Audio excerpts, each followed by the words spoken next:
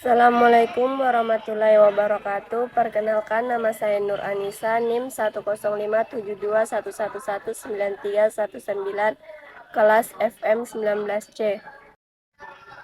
Baiklah, pada pertemuan kali ini saya menjelaskan mengenai rasio aktivitas. Terlebih dahulu kita harus mengetahui pengertian dari rasio aktivitas.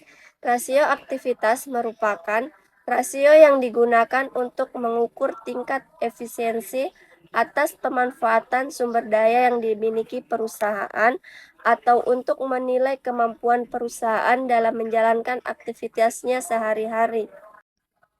Adapun jenis-jenis rasio aktivitas diantaranya, yang pertama perputaran modal kerja, yang kedua perputaran persediaan, yang ketiga fixed asset turnover, yang keempat total asset turnover, dan yang terakhir yaitu perputaran piutang.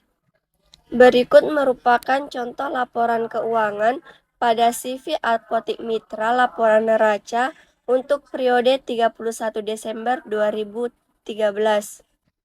Selanjutnya, menghitung rasio aktivitas. Yang pertama, kita akan menghitung perputaran modal kerja dengan rumus working capital turnover sama dengan penjualan bersih dibagi dengan modal kerja, sehingga memperoleh hasil working capital turnover sebesar 0,89.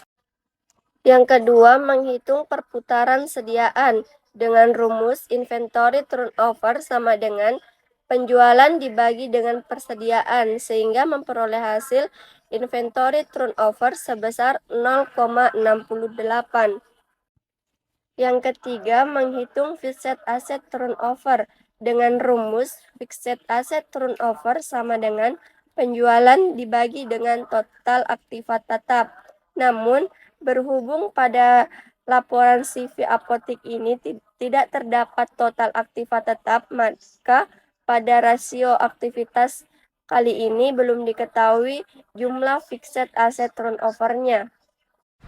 Yang terakhir yaitu menghitung total aset turnover dengan rumus total aset turnover sama dengan penjualan dibagi dengan total aktiva, sehingga memperoleh hasil total aset turnover sebesar 0,61.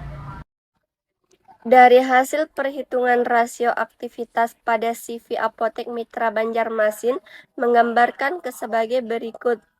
Yang pertama, perputaran persediaan Apotek Mitra Banjarmasin tinggi dikarenakan penjualan bersih dalam persediaan dapat dikatakan sudah memuaskan.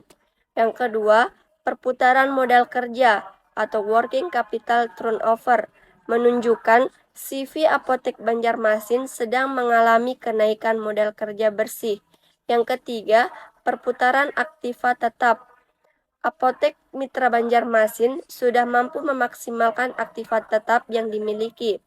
Yang terakhir yaitu perputaran total aktiva atau total asset turnover menunjukkan bahwa pendapatan yang mampu dihasilkan CV Apotek Mitra Banjarmasin tidak sebesar total aktiva yang dimiliki. Sekian penjelasan dari saya, kurang dan lebihnya mohon dimaafkan.